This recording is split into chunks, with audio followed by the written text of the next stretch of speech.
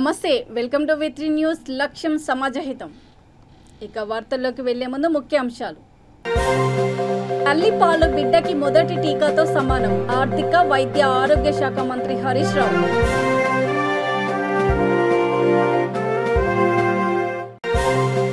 ఏడున నేతన్న బీమా పథకం ప్రారంభం. మంత్రి కె తారక రామారావు వెల్లడి.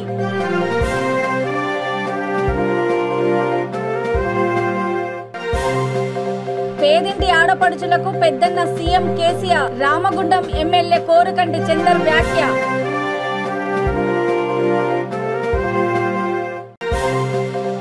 జర్నలిస్టుల సమస్యపై సమిష్టిగా పోరాడతాం. తెలంగాణ వర్కింగ్ జర్నలిస్టు ఫోరం స్పష్టీకరణ. ఇక డీటెయిల్స్ చూస్తే, తల్లిపాలు బిడ్డకు పట్టించడం ద్వారా వ్యాధి నిరోధక శక్తి పెరిగి శిశువుకు రోగాలు దరిచేరవని, ఇది ఒక రకంగా చెప్పాలంటే రోగ నిరోధక శక్తిని పెంచే మొదటి టీకా అని ఆర్థిక వైద్య ఆరోగ్య శాఖ మంత్రి హరీష్ రావు అన్నారు. సిద్దిపేట జిల్లా గజ్వేలులోని మహతి ఆడిటోరియంలో నిర్వహించిన అంతర్జాతీయ తల్లిపాల వారోత్సవ కార్యక్రమంలో ఆయన మాట్లాడారు. మన దేశంలో పుట్టిన మొదటి గంటలో తల్లిపాలు తాగుతున్న పిల్లలు 41%. ఈ విషయంలో బంగ్లాదేశ్ ప్రపంచంలోనే మొదటి స్థానంలో ఉందని అన్నారు. వివిధ కారణాలతో ఎక్కువ కాలం పాటు బిడ్డకు చనుబాలు ఇవ్వకుండా నేటి కాలంలో కొందరు నిర్లక్ష్యం చూపిస్తున్నారని వ్యాఖ్యానించారు. కార్యక్రమంలో ఎంపీ ప్రభాకర్ రెడ్డి, ఎమ్మెల్సీలు ఫారూక్ హుసేన్, యాదవరెడ్డి, జిల్లా అదనపు కలెక్టర్ ముజామిల్ ఖాన్ తదితరులు పాల్గొన్నారు.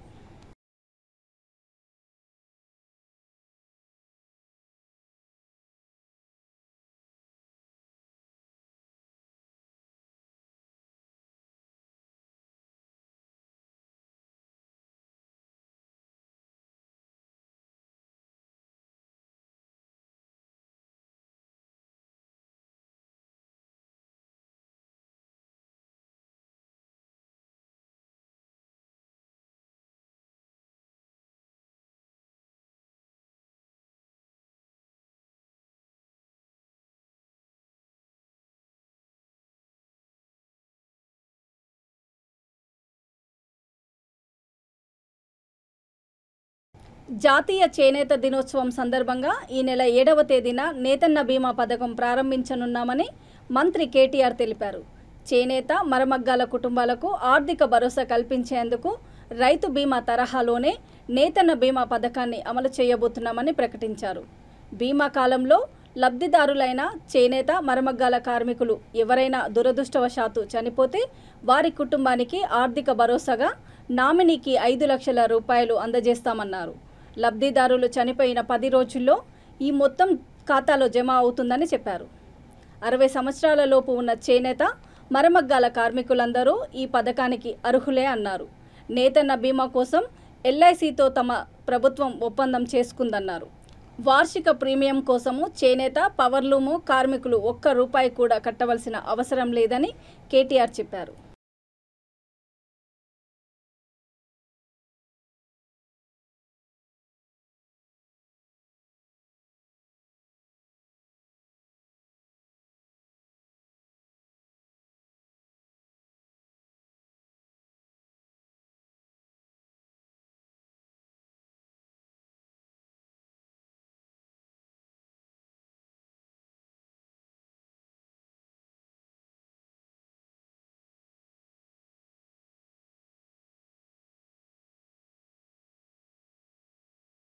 పేదింటి ఆడపడుచులకు పెద్దన్న సీఎం కేసీఆర్ అని పెద్దపల్లి జిల్లా రామగుండం ఎమ్మెల్యే కోరుకంటి చందర్ అన్నారు. మున్సిపల్ కార్పొరేషన్ పరిధిలోని 25, 26, 35, 36, 48 డివిజన్లలో లబ్ధిదారుల ఇళ్లకు నేరుగా వెళ్లి కళ్యాణలక్ష్మి చెక్కులను ఆయన అందజేశారు. కార్యక్రమంలో పార్టీ నాయకులు, కార్యకర్తలు పాల్గొన్నారు.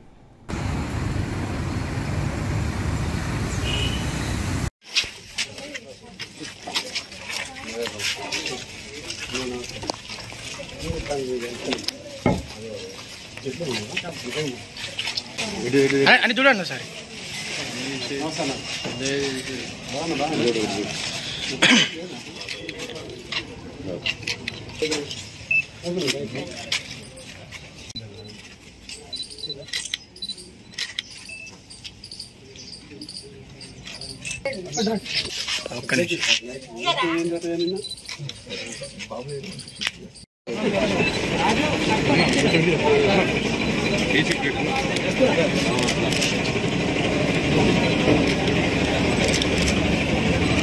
ఓకే అన్న.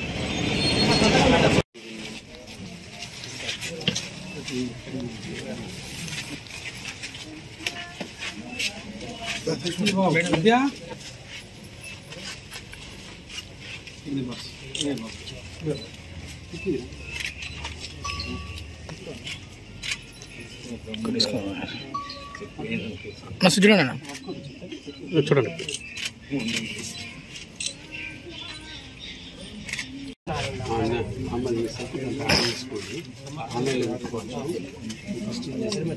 ఎట్లున్నా కూడా ఆ కార్డు పేరు మీద ఒక ఇల్లు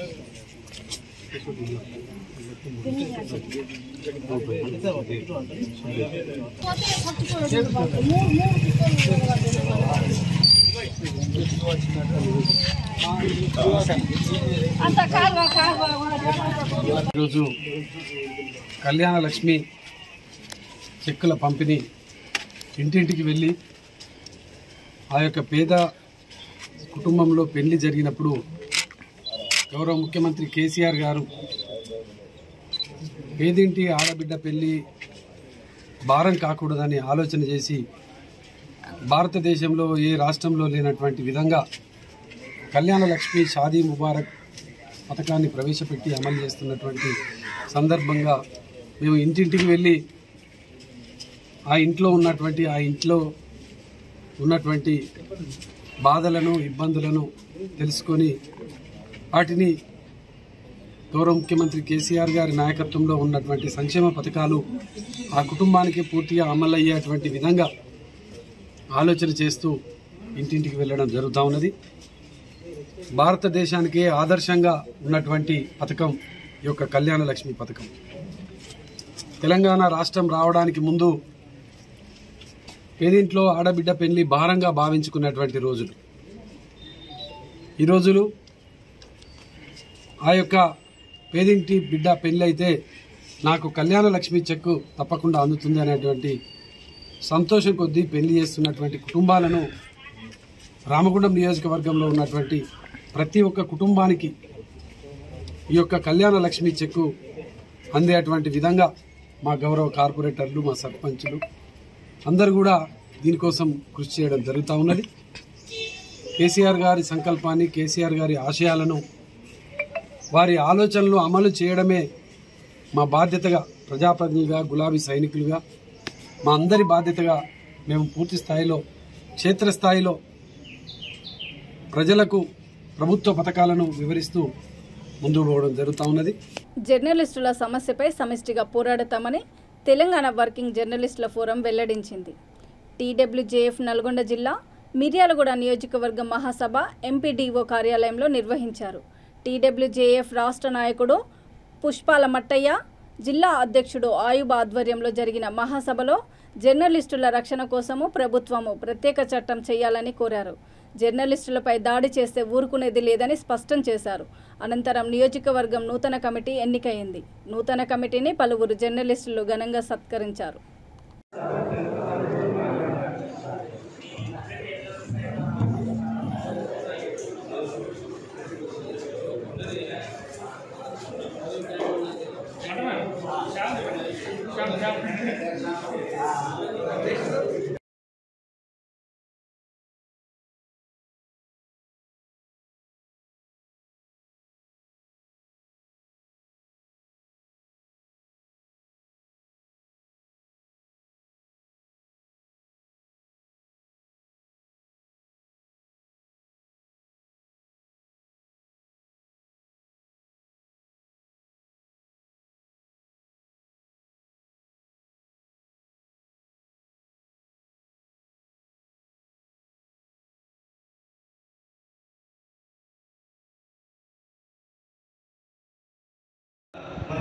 మన జర్నలిస్టులు ఐక్యతని ఖండించాం.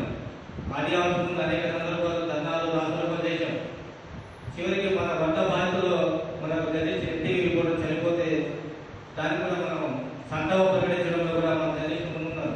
జిల్లాలు ఎక్కడ కూడా చేయలేదు. ఏ జిల్లాలో చేయలేదు. కొన్ని జిల్లాలు కేంద్రాలు చేసేదా కానీ మన నల్గొండ జిల్లాలో మన విరాయపట్నంలో ఎక్కువ మంది జర్నలిస్టులు హాజరై జర్నలిస్టులకు నివాళులర్పించడం జరిగింది. అంటే మన జర్నలిస్టులో ఎంతవరకు ఉంది, మన జర్నలిస్టులో ఏ విధంగా స్పందన ఉందనేది అర్థమవుతుంది. అంటే అదే స్థాయిలో భవిష్యత్తులో ఎంతో మంచి ఉంటుంది.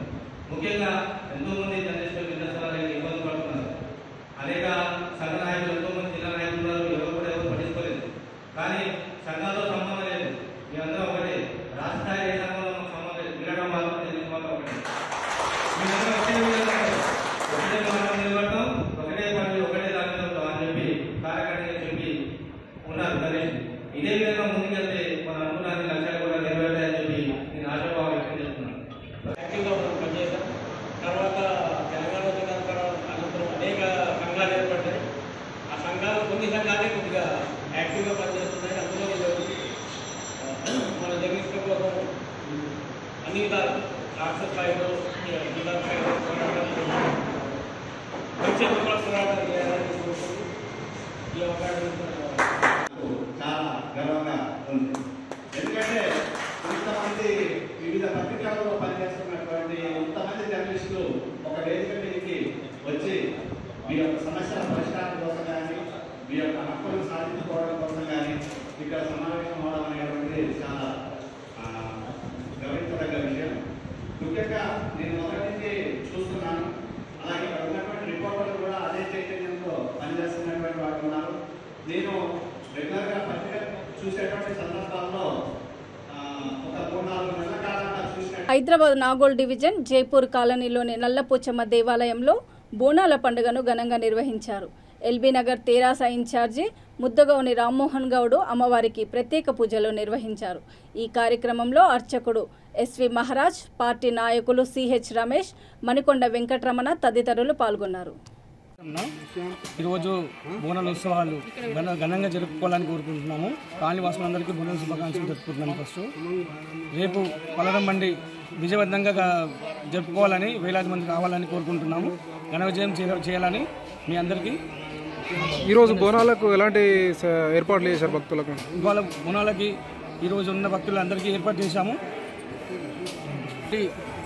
ప్రాబ్లం లేకుండా పోలీస్ బందోబస్తు కూడా ఉంచాము. ఇలాంటి ప్రాబ్లం లేకుండా చూసుకుంటాం. అందరికీ పబ్లిక్ అందరికీ బాగా చూసుకుంటాం. ఇక్కడ వచ్చిన భక్తులందరికీ కూడా చల్లగా చూసుకుంటాం. ఎల్బీ నగర్ నియోజకవర్గం నాగోల్ డివిజన్లో జైపూర్ కాలనీలో నల్లపోచమ్మ అమ్మవారి ఆశీర్వాదం తీసుకోవడం జరిగింది. ఈ కాలనీకి సంబంధించిన పెద్దలంతా ప్రెసిడెంట్ గారు యాదగిరి గారు, వెంకట్ గారు, అలాగే వెంకటరమణ, మల్లేశన్న పెద్దలు శంకర్ గారు, చాలా మంది మన కంపెనీకి సంబంధించిన వెంకరెడ్డి, సంపత్ గారు అందరూ కూడా చాలా సంతోషం. అక్కడ నన్ను పిలిచి అమ్మవారి ఆశీర్వాదం, ప్రదీప్ యాదవ్ గారు, రాఘవులు గారు అమ్మవారి ఆశీర్వాదం చేయడం చాలా సంతోషం. నిజంగా తెలంగాణలో బోనాలు అంటేనే కూడా మనకు ఒక ఇంపార్టెంట్ అదొక పండుగ.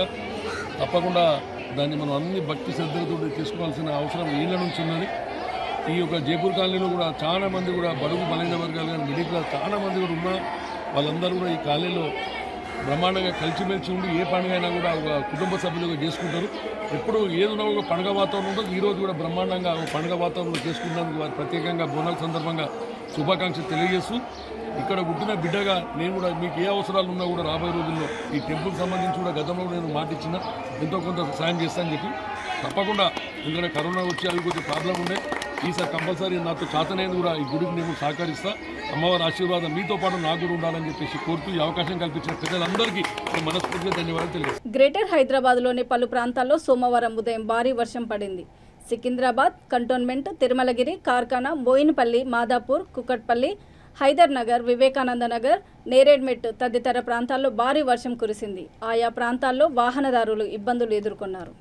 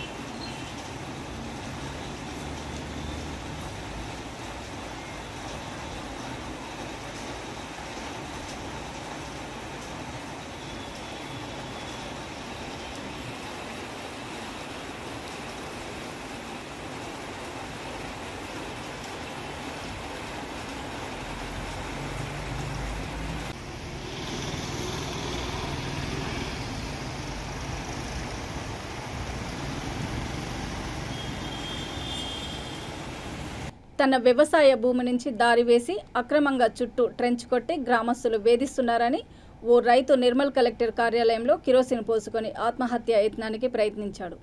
ఈ సంఘటన స్థానికంగా తీవ్ర కలకలం రేపింది. సోను మండలం సంగంపేట గ్రామానికి చెందిన గుర్రెలింగన్నకు ఊరు పక్కనే 4 ఎకరాల భూమి ఉంది.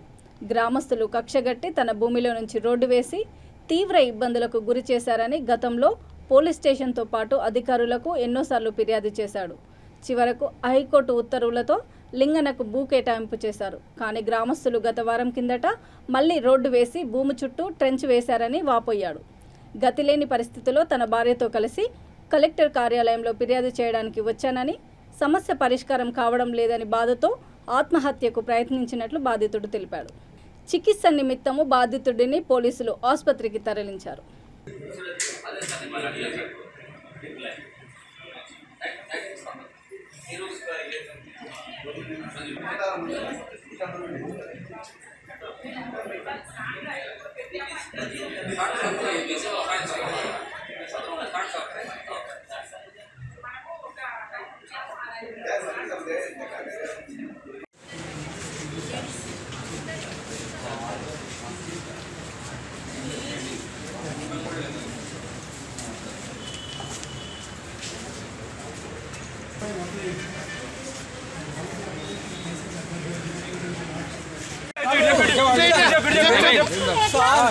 నాలుగు సంవత్సరాల నుంచి నేను నన్ను జీవనాధారమని నేను బతుకుతున్నటువంటి సంగంపేట సార్ నేను బతుకుతున్నటువంటి భూమిలో నుంచి నన్ను టార్గెట్ చేసిన భూమిలో నుంచి 4 దిక్కులో రోడ్ వేశారు. ఆ రోడ్డు నా భూమి పంట పనికి రాకుండా గెట్టని తవ్వేశారు. మళ్ళీ రీసెంట్గా కూడా పంట వేసుకుంటే మళ్ళీ దాన్ని కూడా ఇవి ఎన్ని తరినలు ధ్వంసం చేశారు సార్. నేను బతకకూడదు సార్.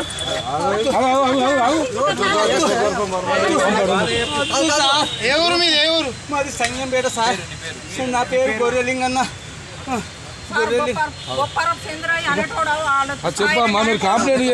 కంప్లైంట్ ఇచ్చి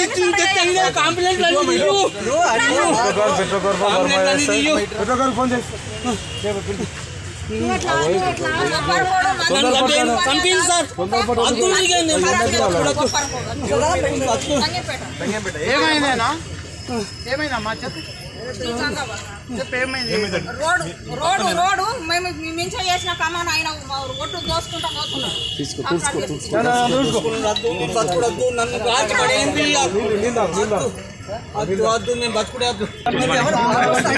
వాటర్ ఇంకోటి బిందే తెప్పి అన్నా అన్నా ఇంకో వాటర్ బిందే ఆ షెట్కి పోయింది. టెన్షన్ రిలాక్స్ తీసుకో. అన్ని కబ్జాలు. వనపర్తి జిల్లా కొత్తకోట మండలము జాతీయ రహదారి 44పై రోడ్డు ప్రమాదం జరిగింది. పాలెం పెద్ద బ్రిడ్జి వద్ద బైకును గుర్తు తెలియని వాహనం ఢీకొంది. బైకు నడుపుతున్న సుదర్శన్ తీవ్రంగా గాయపడ్డాడు.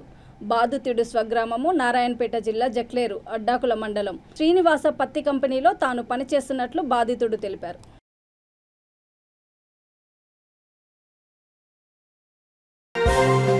తల్లిపాలు బిడ్డకి మొదటి టీకాతో సమానం ఆర్థిక వైద్య ఆరోగ్య శాఖ మంత్రి హరీష్ రావు.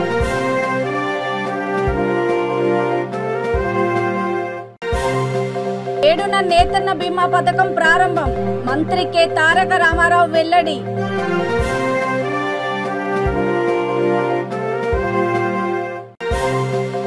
పేదింటి ఆడపడుచులకు పెద్దన్న CM KCR. Ramagundam MLA Korukanti Chandar వ్యాఖ్య.